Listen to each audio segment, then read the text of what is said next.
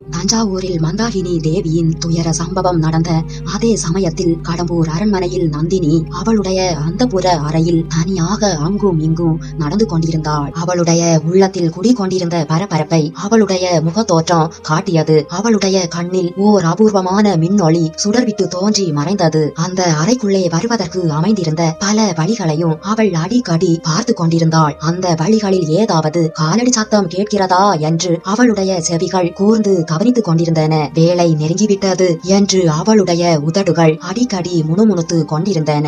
சில சமயம் அவ்விதம் முணுமுணுத்த அவளுடைய உதடுகள் துடித்தன. இன்னும் சில சமயம் அவளுடைய கண்ணிமைகளும் புருவங்களும் துடித்தன. ஒவ்வொரு தடவையும் அவள் உடம்பு முழுவதும் ஆவேசக்காரனுடைய தேகம் துடிப்பது போல் பதறி துடித்தது. நந்தினி படுப்பதற்காக அமைத்திருந்த பஞ்சனை மெத்தை விரித்த கட்டிலில் 4 பக்கமும் திரைச்சீலைகள் தொங்கின. அவை கட்டிலை அடியோடு மறைத்துக் கொண்டிருந்தன. நந்தினி ஒரு பக்கத்து திரைச்சீலையை மெதுவாக தூக்கினாள். படுக்கையில் நீளவாட்டில் வைத்திருந்த கொலை வாளை பார்த்தாள். கொல்லன் உலைக்களத்தில் ஜொலிக்கும் தீயினால் செய்த வாளை போல் அது மின்னிட்டு திகழ்ந்தது. நந்தினி அந்த வாளை கையில் எடுத்தாள். தூக்கி பிடித்தாள். தீபத்தின் ஒளியில் அதை இன்னும் நன்றாக மின்னும்படி செய்து பார்த்து மகிழ்ந்தாள். பிறகு அதை தன் மார்புடன் அணைத்துக் கொண்டாள். கன்னத்தோடு சேர்த்து வைத்துக் கொண்டு முத்தமிட்டாள். அந்த வாளுடன் உரையாடவும் செய்தாள். தெய்வ வாளே, நீ உன்னுடைய வேலையை செய்ய வேண்டிய வேலை நெருங்கிவிட்டது. என்னை நீ கைவிட மாட்டாய் அல்லவா? இல்லை, நீ என்னை கைவிட மாட்டாய். என்னுடைய கைகள் தான் என்னை கைவிட்டால் விடும் என்று கூறினாள். பிறகு தன் கரங்களை பார்த்து, கரங்களே, நீங்கள் உறுதியாக இருப்பீர்களா? இப்போதே இப்படி நடுங்குகிறீர்களே, சமயம் வரும்போது என்ன செய்வீர்கள்? உங்களை நம்புவதில் பயனில்லை. வேறு 2 கரங்களை தான் இன்றைக்கு நான் சம்பாதித்துக் கொள்ள வேண்டும். திடீரென்று நந்தினியின் உடம்பு முழுவதும் ஒரு தடவை சிலிர்த்தது. வெறிக்கனல் பாய்ந்த கண்களினால் மேல் நோக்காக பார்த்தாள். ஆகா, நீ வந்து விட்டாயா? வா, சரியான சமயத்தில் தான் வந்தாய். என் அன்பே, என் அரசே, வா. வீரபாண்டியன் தலையே, ஏன் கூரை ஓரத்தில் இருக்கிறாய்? இறங்கி வா. இங்கே யாரும் இல்லை. உன் அடியாளை தவிர வேறு யாரும் இல்லை. ஏன் இப்படி விழித்து பார்த்து கொண்டிருக்கிறாய்? வாயை திறந்து ஒரு வார்த்தை சொல். இந்த கண்டத்துக்கு தப்பி உயிர் பிழைத்தால் உன்னை பாண்டிய நாட்டு சிங்காசனத்தில் ஏற்றி வைப்பேன் என்று சொன்னாயே, அதை நான் மறக்கவில்லை. உனக்கு நான் கொடுத்த வாக்குறுதியையும் மறக்கவில்லை. அதை நிறைவேற்றும் வேலை நெருங்கிவிட்டது. அதற்காக நான் எத்தனை காலம் பொறுமையாக காத்திருந்தேன். என்னென்ன வேடங்கள் போட்டேன், எல்லாம் நீ பார்த்து கொண்டு தான் இருந்தாய். இப்போதும் பார்த்து கொண்டே இரு. கண் கொட்டாமல் பார்த்து கொண்டே இரு.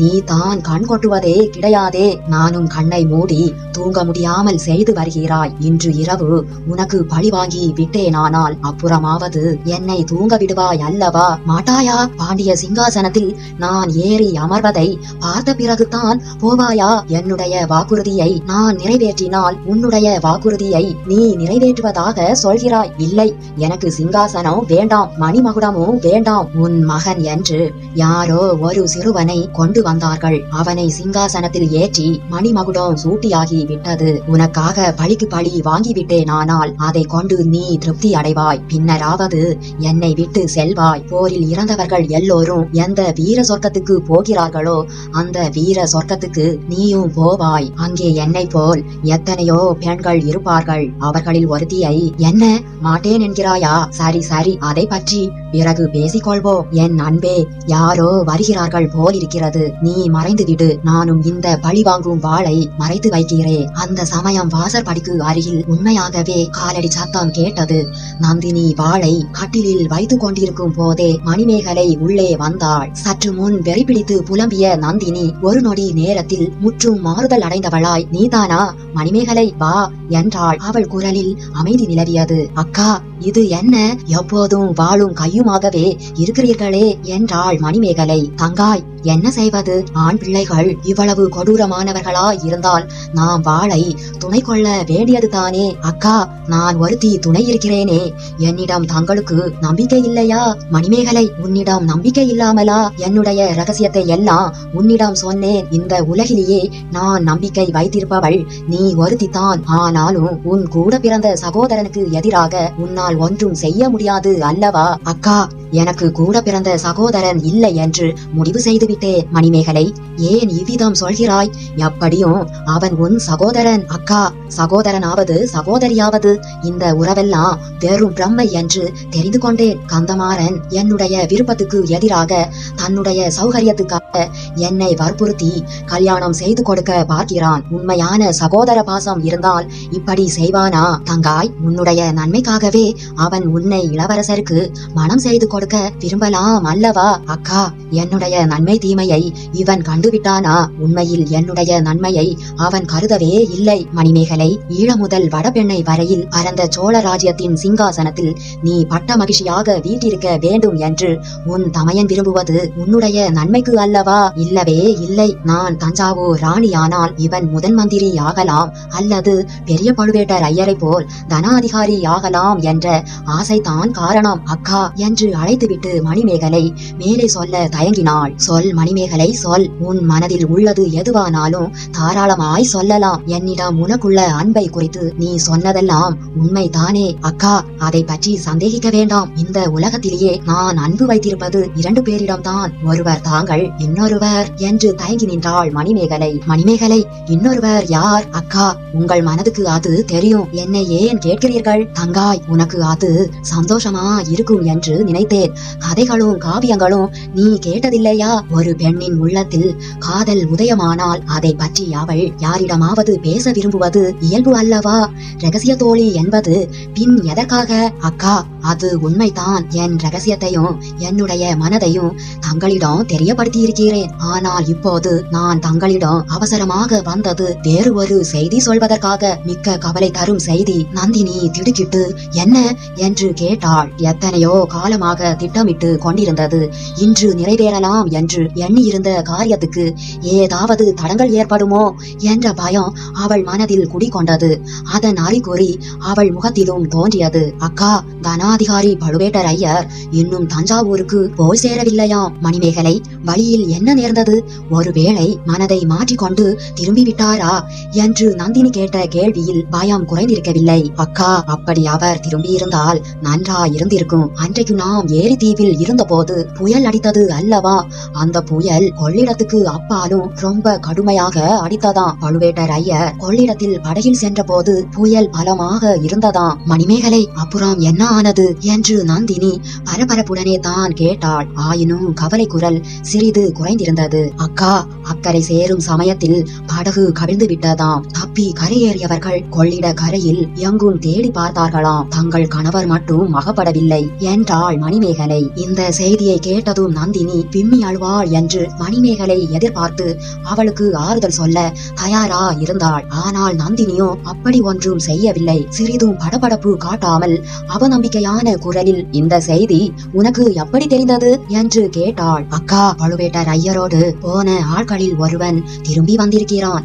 அவன் என் தமையனிடம் சொல்லிக் கொண்டிருந்தான். நானே என் காதினால் கேட்டேன். அக்கா, தங்களிடம் இந்த செய்தியை எப்படி தெரிவிப்பது என்று என் தமையன் தயங்கி இளவரசரிடம் யோசனை கேட்டுக் கொண்டிருந்தான். நான் எப்படியாவது தங்களிடம் சொல்லி விடுவது என்று ஓடி வந்தேன் என்றாள் மணிமேகலை. இவ்விதம் கூறிய மணிமேகலை துயரம் தாங்காமல் விம்ம தொடங்கினாள். நந்தினி அவளை கட்டி அணைத்துக் கொண்டு, என் கண்ணே, என்னிடம் நீ எவ்வளவு அன்பு வைத்திருக்கிறாய் என்று தெரிந்து கொண்டேன். ஆனால் நீ வருத்தப்பட வேண்டாம். மணிமேகலை சிறிது வியப்புடனேயே நந்தினியை நிமிர்ந்து பார்த்தாள். இவளுடைய நெஞ்சு எவ்வளவு கல் நெஞ்சு என்று அவள் மனதில் தோன்றிய எண்ணத்தை நந்தினி தெரிந்து கொண்டாள். தங்காய், துக்க செய்தியை கூறி எனக்கு ஆறுதல் சொல்வதற்காக நீ ஓடி வந்தாய். ஆனால் உனக்கு நான் தேறுதல் கூற வேண்டியிருக்கிறது. நீ வருத்தப்பட வேண்டாம். என் கணவருடைய உயிருக்கு ஆபத்து ஒன்றும் வரவில்லை என்பது நிச்சயம். அப்படி ஏதாவது நேர்ந்திருந்தால் என் நெஞ்சே எனக்கு உணர்த்தியிருக்கும். அதனாலே தான் நான் கவலைப்படவில்லை. ஆனால் நீ கேள்விப்பட்டதை இன்னும் விவரமாக சொல். என் மனதில் வேறொரு சந்தேகம் உதித்திருக்கிறது என்றாள் நந்தினி. அக்கா, என்ன சந்தேகம்? மணிமேகலை, உன் தமையனும் அந்த பல்லவ பார்த்திபேந்திரனும் சேர்ந்து என் கணவருக்கு ஏதேனும் கெடுதல் செய்ய திட்டமிட்டிருக்கிறார்களோ என்று எண்ணுகிறேன். அதற்கு முன்ஜாக்கிரதையாக இந்த மாதிரி ஒரு செய்தியை அவர்களே தயாரித்திருக்கலாம் அல்லவா? அக்கா, எனக்கு விளங்கவில்லை. அவர்கள் ஏன் பழுவேட்டர் ஐயருக்கு தீங்கு செய்ய வேண்டும்? மணிமேகலை, நீ பச்சை குழந்தையாகவே இருக்கிறாய். உன் தமையனும் பார்த்திபேந்திரனும் என் மீது கெட்ட எண்ணம் கொண்டிருக்கிறார்கள் என்று நான் சொல்லவில்லையா? அதற்காகத்தான் இந்த வாளை எப்போதும் அருகிலேயே வைத்துக் கொண்டிருக்கிறேன் என்றும் சொல்லவில்லையா? அக்கா, சொன்னீர்கள். அதனால் கந்தமாறனை இனிமேல் என் தமையன் என்று சொல்ல வேண்டாம் என்றும் கேட்டுக்கொண்டேன். விடுவேன். அந்த பாதகனை என்னுடன் பிறந்தவனாக நான் இனி கருத மாட்டேன். இருந்தாலும் அவர்கள் பழுவேட்டரையருக்கு ஏன் தீங்கு செய்ய வேண்டும்? தங்காய், இது கூடவா நீ தெரிந்து கொள்ள முடியவில்லை? கிழவரை கல்யாணம் செய்து கொண்டு தவிக்கும் நான் அவர் போய்விட்டால் மனதிற்குள் சந்தோஷப்படுவேன். பிறகு அவர்களுடைய கெட்ட நோக்கத்துக்கும் இணங்குவேன் என்று தான் அவர்கள் நினைக்கிறார்கள். உன் தமையன் இப்படிப்பட்டவன் என்று தெரிந்திருந்தால் அவனை என் அரண்மனையில் வைத்திருந்து சகோதரனை போல் கருதி பணிவிடை செய்திருக்க மாட்டேன். யமலோகத்தின் வாசல் வரை சென்றவனை காப்பாற்றியிருக்க மாட்டேன். அக்கா, இனி நான் தங்களை விட்டு ஒரு நொடியும் பிரிய மாட்டேன். அந்த இருவரில் ஒருவர் இங்கு வந்தால் என்னுடைய கையாலேயே அவர்களை கொன்று விடுவேன். மணிமேகலை, அந்த கவலை உனக்கு வேண்டாம். என்னை நானே காப்பாற்றிக் கொள்வேன். கந்தமாறனும் பார்த்திபேந்திரனும் என் அருகில் நெருங்கினால் என்று மறக்காதபடி அவர்களுக்கு புத்தி கற்பித்து அனுப்புவேன். அவர்களிடம் எனக்கு சிறிதும் பயம் இல்லை. முரட்டு இளவரசரை பற்றி மட்டும் தான் கொஞ்சம் பயம் இருந்தது. நல்ல வேளையாக அந்த அபாயத்தினின்று என்னை நீயே காப்பாற்றி விட்டாய். அக்கா, நான் தங்களை காப்பாற்றினேனா? அது எப்படி? மணிமேகலை, இளவரசரின் உள்ளத்தை நீ கவர்ந்து விட்டாய் என்பதை அறியவில்லையா? வானர் குலத்து வீரரை கையை பிடித்து இழுத்து அப்பால் தள்ளிவிட்டு உன்னை அவர் ஏரி தண்ணீரில் இருந்து எடுத்து காப்பாற்றியதன் காரணம் என்ன? அதற்கு பிறகும் அவரை நான் கவனித்துக் கொண்டு தான் வருகிறேன். உன் மனதிற்கு அது தெரியவில்லையா?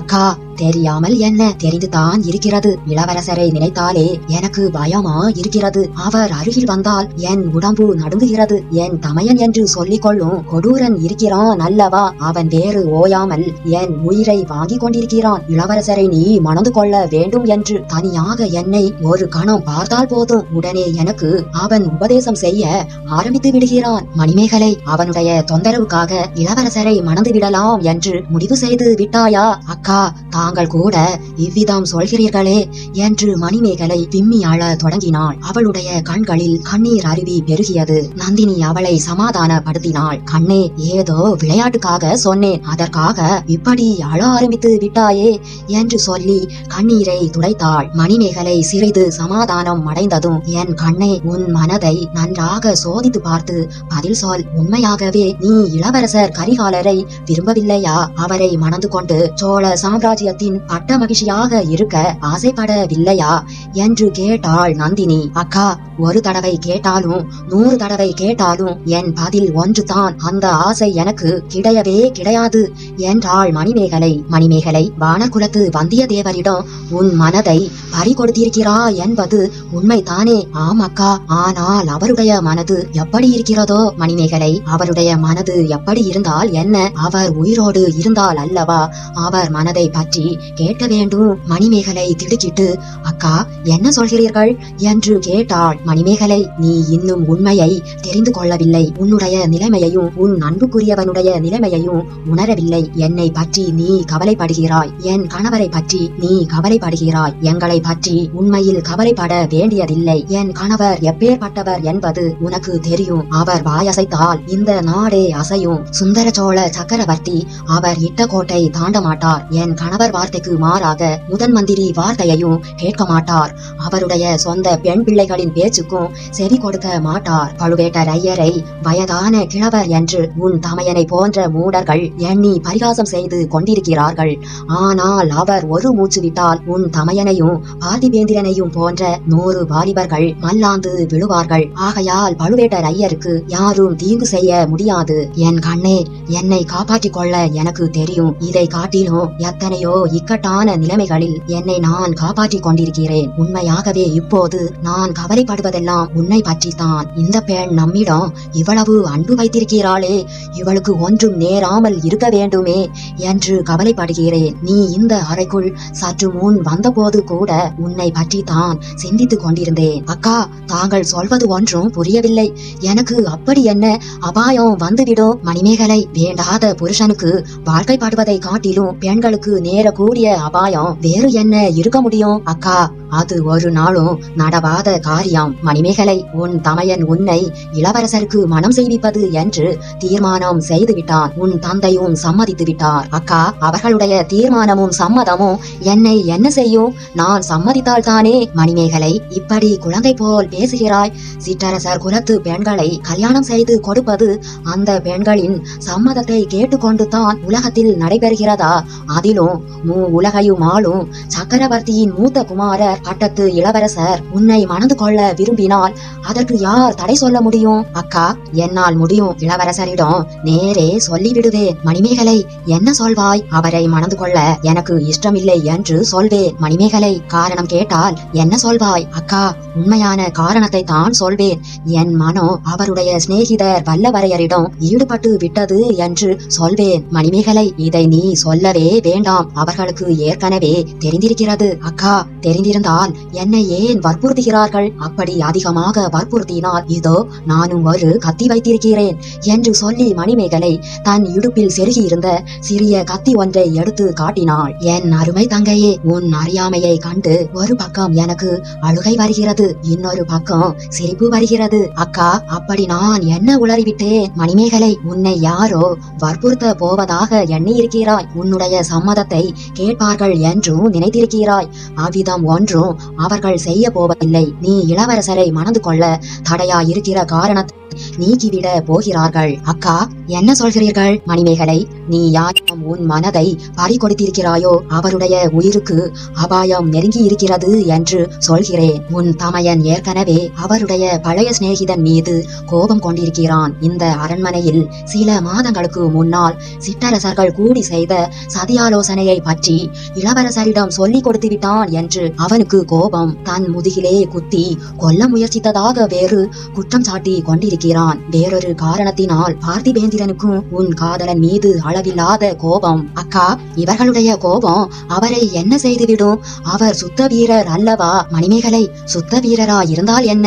திடீரென்று சூழ்ந்து கொள்ளும் பல கொலைக்காரர்களுக்கு மத்தியில் கையில் ஆயுதம் ஒன்றும் இல்லாத ஒரு சுத்த வீரன் என்ன செய்ய முடியும்? ஐயோ, அவரை கொன்று விடுவார்கள் என்றா சொல்கிறீர்கள்? மணிமேகலை, கொல்ல மாட்டார்கள். கண்டம் துண்டமாக வெட்டி நரிகளுக்கும் நாய்களுக்கும் போட்டு விடுவார்கள். ஐயோ, இது என்ன கொடூரம்? மணிமேகலை, கேட்பதற்கே உனக்கு கொடூரமா இருக்கிறதே. உண்மையில் நடந்துவிட்டால் என்ன பாடுபடுவாய்? அக்கா, இப்போதே என் உயிரும் உள்ளமும் துடிக்கின்றன. நிஜமாக அப்படியும் செய்து விடுவார்களா? அவர் இளவரசருடைய சிநேகிதராயிற்றே. மணிமேகலை, அன்பான சிநேகிதர்கள் கொடிய பகைவர்களாக மாறுவதை பற்றி நீ கேட்டதில்லையா? உன் தமையனும் பார்த்திபேந்திரனும் அப்படியெல்லாம் இளவரசரிடம் தூபம் போட்டு விட்டிருக்கிறார்கள். அக்கா, இதெல்லாம் தங்களுக்கு எப்படி தெரிந்தது? தங்காய், இன்று பகலில் பார்த்திபேந்திரன் என்னிடம் விடை பெற்று செல்லும் காரணத்தை வைத்துக் கொண்டு வந்திருந்தான். அக்கா, அந்த பாதகன் எங்கே போகிறான்? மணிமேகலை, அதிக தூரம் போகவில்லை. திருக்கோவலூர் கிழவன் மலையமான் ஒரு பெரிய படையை திரட்டி கொண்டு இந்த ஊரை நோக்கி வந்து கொண்டிருக்கிறான் என்று நீ கேள்விப்பட்டாய் அல்லவா? அக்கா, கேள்விப்பட்டேன். அது எதற்காக என்று ஆச்சரியப்பட்டேன். மணிமேகலை, அதுவும் உன் காரணமாகத்தானாம். இன்று மத்தியானம் இளவரசர் அதை பற்றி விவரித்தாராம். மணிமேகலையை எனக்கு மனம் செய்து கொடுக்காவிட்டால் மலையமான் படையுடன் வந்தவுடன் இந்த கோட்டை அரண்மனை எல்லாவற்றையும் தகர்த்து தரைமட்டமாக்கி விட போகிறேன் என்றாராம். அப்போது தான் உன் தமையன் அதற்கு தடையாயிருப்பது நாங்கள் அல்ல, உங்கள் சிநேகிதன் வந்தியத்தேவன் தான் என்றாராம். அந்த தடையை நீக்க உங்களால் முடியாதா என்று இளவரசர் கேட்டாராம். கட்டளை அளித்தால் முடியும் என்றானாம் உன் அண்ணன். மணிமேகலை, பார்த்திபேந்திரனிடம் மேலும் பேச்சு கொடுத்து சில விவரங்களை அறிந்தேன். உன் நாருயிர் காதலனுடைய உயிருக்கு ஆபத்து நெருங்கியிருப்பது நிச்சயம். நீ உடனே முயற்சி எடுக்காவிட்டால் கல்யாணம் ஆவதற்கு முன்பே கணவனை இழந்து விடுவாய் என்றாள் நந்தினி. இதை கேட்ட மணிமேகலையின் உடலும் உள்ளமும் துடித்தன. ஐயோ, அவருக்கு எப்படியாவது உடனே எச்சரிக்கை செய்ய வேண்டுமே என்று தட்டு தடுமாறி கொண்டே கூறினாள். மணிமேகலை, எச்சரிக்கை செய்யலாம், ஆனால் உன் காதலன் சுத்த வீரன் என்று நீதானே சற்று முன் கூறினாய். அவனுடைய உயிருக்கு அபாயம் என்று கேட்டு பயந்து ஓடி விடுவானா? மாட்டான். இன்னும் அவனுடைய பிடிவாதம் அதிகமாகும் என்றாள் நந்தினி. அக்கா, தாங்கள் தான் யோசனை சொல்ல வேண்டும். என் தலை சுற்றுகிறது, என்ன செய்கிறது என்று தெரியவில்லை என்றாள் மணிமேகலை. மணிமேகலை, நீ இங்கே வரும்போது அதை பற்றித்தான் யோசித்துக் கொண்டிருந்தேன். எனக்கு ஒன்றும் புரியவில்லை. நல்ல வேளையாக நீ ஒரு செய்தி கொண்டு வந்தாய். அதிலிருந்து வல்லவரையரை காப்பாற்ற ஒரு யோசனை தோன்றுகிறது. அக்கா, நான் கொண்டு வந்த செய்தியில் இருந்தா அது என்ன செய்தி? மணிமேகலை பழுவேட்டரையருடைய படகு கவிழ்ந்ததென்றும் பிறகு அவரை பற்றி தகவல் தெரியவில்லை என்றும் சொன்னாய் அல்லவா? வந்தியத்தேவரிடம் நான் மன்றாடி கேட்டுக்கொள்கிறேன். எனக்காக அவர் போய் என் கணவரை பற்றிய உண்மை தெரிந்து வர வேண்டும் என்று வேண்டிக் கொள்கிறேன். நீயும் எனக்காக பரிந்து பேசு. 2 பேதை பெண்களின் வேண்டுகோளை அந்த வீரர் புறக்கணிக்க மாட்டார். அவரை உடனே இந்த இடத்திலிருந்து வெளியே அனுப்புவது தான் அவர் உயிரை காப்பாற்றும் வழி. வேறு உபாயம் ஒன்றுமில்லை. அவர் போன பிறகு நீ உன் தமையனாரிடமோ தந்தையிடமோ இளவரசரிடமோ தைரியமாக உன் மனதை வெளியிட்டு பேசலாம். நானும் உனக்காக பேசுகிறேன். இஷ்டமில்லாத பெண்ணை வற்புறுத்துவது சோழ குலத்தில் பிறந்தவர்களுக்கு அழகல்ல என்று சொல்கிறேன். அக்கா, தங்கள் பேச்சையும் அவர்கள் கேட்காவிட்டால் என் கையில் கத்தி இருக்கிறது. சரி சரி மணிமேகலை, இப்போது முதலில் உன் காதலரை வெளியேற்றி காப்பாற்ற முயல்வோ. அவர் இருக்கும் இடம் உனக்கு தெரியும் அல்லவா? நீ நேரில் அவரை பார்க்க முடியாவிட்டால் உன் தோழி சந்திரமதியை அனுப்பு. இல்லாவிடில் இடும்பன்காரியை அனுப்பு. எப்படியாவது அவரை இங்கே அழைத்து கொண்டு வா. அக்கா, அவர் போக சம்மதித்தாலும் இங்கே இருந்து எப்படி வெளியில் போவார்? என் அண்ணன் தடுத்து நிறுத்திவிட்டால் என்ன செய்வது? மணிமேகலை, உன் அண்ணனுக்கு ஏன் தெரிய வேண்டும்? முதலில் அவர் இந்த அறைக்குள் வந்து உன்னை திடுக்கிட செய்தாரே, அந்த சுரங்க வழியில் அனுப்பிவிட்டால் போகிறது. சீக்கிரம் போ தங்காய். வந்தியத்தேவர் இனி இந்த கோட்டையில் இருக்கும் ஒவ்வொரு நிமிடமும் அவருடைய உயிருக்கு அபாயம் அதிகமாகும். உன் தமையன் ஏவும் கொலைக்காரர்கள் எப்போது அவரை தாக்குவார்கள் என்று நமக்கு என்ன தெரியும்? அக்கா, இதோ போகிறேன். எப்படியாவது அவரை அழைத்து கொண்டு தான் திரும்பி வருவேன் என்று சொல்லிவிட்டு மணிமேகலை சென்றாள். அவளுடைய காலடி சத்தம் மறைந்ததும் பக்கத்தில் இருந்த வேட்டை மண்டபத்தின் ரகசிய கதவை யாரோ தட்டுவது போன்ற சத்தம் கேட்டது. நந்தினி ரகசிய கதவின் அருகில் சென்று அதன் உள்கதவை திறந்தாள். இருட்டில் ஒரு கொடூரமான முகம் லேசாக தெரிந்தது. மந்திரவாதி, வந்து விட்டாயா என்று கேட்டாள் நந்தினி. ராணி, வந்துவிட்டேன். வேளையும் வந்துவிட்டது என்றான் ரவிதாசன். நந்தினி திரும்பி சென்று தனது அறைக்குள் வருவதற்காக ஏற்பட்ட பிரதான வாசலின் கதவை சாத்தி தாளிட்டு வந்தாள். பின்னர் கையில் தீபத்துடன் வேட்டை மண்டபத்தின் ரகசிய கதவை திறந்து கொண்டு உள்ளே வந்தாள். மந்திரவாதி ரவிதாசன் முன்னமே கொடூரமான முகமுடையவன். முகத்திலும் தலையிலும் புதிதாக ஏற்பட்டிருந்த காயங்களினால் அவனுடைய தோற்றம் மேலும் கொடூரமடைந்திருந்தது. நந்தினி அதை பார்த்துவிட்டு, மந்திரவாதி, இது என்ன? உன் உடம்பெல்லாம் புது காயங்கள் என்று கேட்டாள். ராணி, இதிலே தங்களுக்கு வியப்பு என்ன?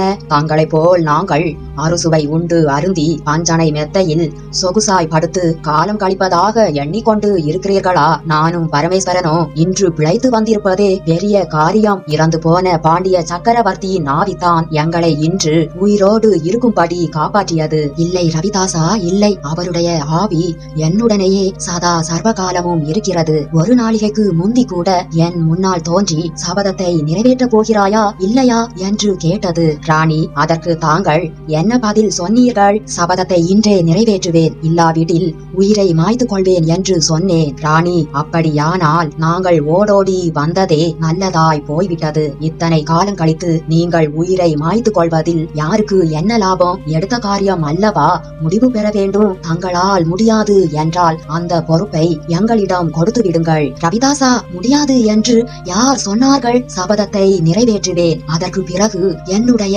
உயிரை மாய்த்து கொள்வேன். ராணி, வேண்டாம் வேண்டாம். சபதத்தை நிறைவேற்றிய பிறகு தாங்கள் செய்யக்கூடிய காரியங்கள் எவ்வளவோ இருக்கின்றன. மதுரையில் வீரபாண்டியனுடைய திருக்குமாரனுக்கு உலகம் அறிய பட்டாபிஷேகம் செய்ய வேண்டும். ரவிதாசா, அதையெல்லாம் நீங்களே பார்த்து கொள்ளுங்கள். இன்று இரவு என் வேலை முடிந்துவிடும், என் வாழ்வு முடிந்துவிடும். ராணி, பழுவேட்டரையருடைய பொக்கிஷத்தில் உள்ள திரவியங்கள் எல்லாம் மலை நாட்டுக்கு போய் சேர வேண்டும். அதற்கு தங்கள் உதவி தேவையா இருக்கிறது. மந்திரவாதி, சபதம் முடிந்த பின்னரும் என் கணவரை ஏமாற்றிக் கொண்டு உயிர் வாழ சொல்கிறாயா? ராணி, தங்கள் கணவர் யார்? ரவிதாசா, உலகம் அறிய என்னை மணந்து நாடு நகரங்களில் உள்ளவர்களின் பரிகாசங்களை எல்லாம் பொருள்படுத்தாமல் என் ஒவ்வொரு சபதத்தையும் நிறைவேற்றிக் கொண்டு வருகிற உத்தமைத்தான் சொல்கிறேன். ராணி, பழுவேட்டரையர் தங்கள் கணவர் அல்ல. ஒவ்வொரு நாள் இரவும் வீரபாண்டியர் என் கனவில் வந்து தங்களை அவருடைய கட்ட மகிழ்ச்சியாக நடத்தும்படி கட்டளையிடுகிறார். மந்திரவாதி, அவர் பேச்சு வேண்டாம். இந்த காயங்கள் எல்லாம் உனக்கு எப்படி எப்படி ஏற்பட்டன என்று சொல்லவில்லையே. ராணி, நேற்று இரவு கொள்ளிடக்கரை காட்டில் எங்களை ஒரு கிளப்புலி தாக்கியது. கிளப்புலியானாலும் பற்களும் நகங்களும் மிக்க கூரா இருந்தன. ரவிதாசா, எப்படி தப்பி வந்தீர்கள்? ராணி, பாண்டிய குமாரருக்கு பட்டாபிஷேகம் நடத்தினோமே, அந்த பள்ளிப்படை கோபுரத்தில் இடிந்திருந்த பகுதியை அந்த புலியின் மீது தள்ளிவிட்டு தப்பித்து வந்தோம். ஐயோ பாவம், கிளப்புலியை கூட நீங்கள் நேருக்கு நேர் நின்று சண்டையிட்டு ஜெயிக்க முடியவில்லை. ஆம் ராணி, ஒப்புக்கொள்கிறோம். அப்படி இருக்கும்போது இளம்புலியாகிய ஆதித்த கரிகாலனை நேருக்கு நேர் எதிர்ப்பபடி அதனாலே தான் தந்திர மந்திரங்களை கையாள இருக்கிறது. இன்று இரவு தப்பினால் அப்புறம் நமக்கு சந்தர்ப்பம் கிட்ட போவதில்லை.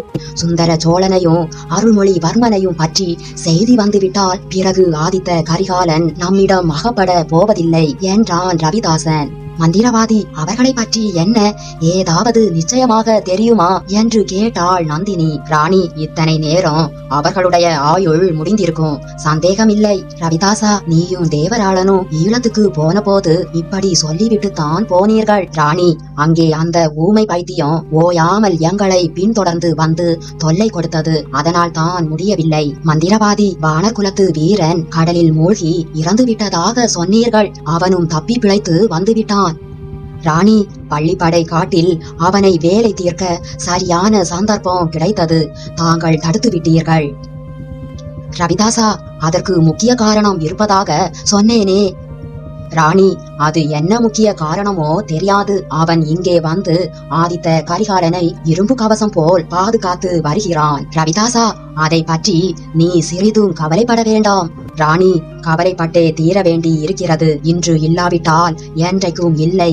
தேவி, என்ன ஏற்பாடு செய்திருக்கிறீர்கள்? நாங்கள் என்ன செய்ய வேண்டும்? மந்திரவாதி, இந்த சமயத்தில் நீங்கள் ஒருவரும் இங்கு வராதிருந்தாலே எனக்கு பெரிய உதவியா இருக்கும். ராணி, அது ஒரு நாளும் முடியாத காரியம். ரவிதாசா, என்னிடம் நீங்கள் வைத்திருக்கும் நம்பிக்கை அவ்வளவுதான். தேவி, நம்பிக்கை இருப்பதினால் தான் வந்திருக்கிறோம். சபதம் முடிந்த பிறகு தங்களை பத்திரமாக அழைத்து கொண்டு போவதற்காக வந்திருக்கிறோம்.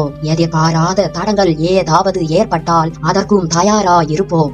எந்த நிமிடமும் தாங்கள் எங்களை உதவிக்கு அழைக்கலாம். ரவிதாசா, நான் போட்டிருக்கும் திட்டத்தில் தடங்கள் எதுவும் ஏற்படாது. சபதம் முடிந்த பிறகு நான் உயிரோடு இருக்கவும் விரும்பவில்லை. ராணி, கூடவே கூடாது. தாங்கள் எங்களுடன் வந்தே தீர வேண்டும். இல்லையென்றால் பழுவூர் ராணியாக திகழ வேண்டும். மந்திரவாதி, சபதம் முடிந்த பிறகு ஒரு நிமிடமும் நான் பெரிய பழுவேட்டரையர் அரண்மனையில் இருக்க மாட்டேன். ராணி, அப்படியானால் நீங்கள் எங்களுடன் வந்து விடுங்கள். ரவிதாசா, என்னை எப்படி அழைத்து கொண்டு போவீர்கள்? ராணி, இந்த சுரங்கப்பாதையின் முடிவில் ஐயனார் கோவில் இருக்கிறது. அதன் அருகில் உள்ள காட்டில் பழுவூர் ராணியின் பல்லக்கை தயாராக வைத்திருக்கிறோம். இடும்பன்காரி பல்லக்கை செப்பனிடுவதற்கென்று முன்னமே வெளியில் கொண்டு வந்து விட்டான். வீரபாண்டியனின் தலையை கொய்தவனை பழிவாங்கிய தேவியை நாங்களே பல்லக்கில் வைத்து தூக்கி செல்வோம். பொழுது விடுவதற்குள் கொல்லிமலைக்கு போய்விடுவோம். ரவிதாசா, நீங்கள் எத்தனை பேர் இந்த இடத்தில் இருக்கிறீர்கள்? ராணி, இங்கே 4 பேர் இருக்கிறோம் என்று கூறிவிட்டு ரவிதாசன் மெதுவாக கையை தட்டினான். அந்த மண்டபத்தில் இருந்த பயங்கரமான செத்த மிருகங்களுக்கு பின்னால் ஒளிந்திருந்தவர்கள் சிறிது வெளிப்பட்டு முகத்தை காட்டினார்கள். மந்திரவாதி, பரமேஸ்வரன் எங்கே என்று நந்தினி கேட்டாள். ராணி, அவனை வெளியில் நிறுத்தியிருக்கிறேன். ஐயனார் கோவிலில் காளாமுகன் ஒருவன் தியானம் செய்து கொண்டிருந்தான். அவனை அங்கிருந்து போக சொல்வது பெரிய தொல்லையாய் போய்விட்டது. மறுபடியும் அவன் அங்கு வந்து விடாமல் பார்த்து கொள்ளும்படி தேவராளனை கோயில் வாசலில் நிறுத்திவிட்டு வந்திருக்கிறேன். ரவிதாசா, காளாமுகனை பற்றி நமக்கு என்ன கவலை? பெரிய பழுவேட்டரையரை பற்றிய செய்தி தெரியுமா என்று நந்தினி கேட்டாள். ரவிதாசன் சிறிது திடுக்கிட்டு என்ன செய்தி என்று கேட்டான். ரவிதாசா, பழுவேட்டரையர் தஞ்சாவூருக்கு பிரயாணப்பட்டு போனார் அல்லவா? வழியில் கொள்ளிடத்தை படகில் கடக்கும் போது புயல் அடித்து படகு கவிழ்ந்து விட்டதாம். பழுவேட்டரையர் கரையேறவில்லை என்றும் தண்ணீரில் மூழ்கி போய் விட்டதாகவும் சம்புவரையனுக்கு இன்று சாயங்காலம் செய்தி வந்திருக்கிறதாம். தெய்வமே, அவர் கதி அப்படியா ஆயிற்று? இத்தனை நேரம் தாங்கள் இந்த முக்கிய விவரத்தை பற்றி சொல்லவில்லையே. மந்திரவாதி, அதை நான் நம்பவில்லை. பழுவேட்டரையர் கொள்ளிடத்தில் மூழ்கி இறந்திருப்பார் என்று எனக்கு தோன்றவில்லை. ராணி, எனக்கும் அந்த செய்தியில் நம்பிக்கை இல்லை. ரவிதாசா அவர் கொள்ளிடத்தின் இக்கரைக்கு நீந்தி வந்திருந்தால் என்ன செய்வது? ஒருவேளை இன்று இரவு இங்கு வந்துவிட்டால் இதை பற்றித்தான் சிறிது கவலைப்படுகிறேன். ராணி, அதை பற்றி தங்களுக்கு கவலை வேண்டாம். இப்போது தான் எனக்கும் நினைவு வருகிறது. கொள்ளிடத்துக்கு அக்கறையில் தஞ்சாவூர் சாலையில் கம்பீரமான மனிதர் ஒருவரை நேற்றிரவு பார்த்தேன்.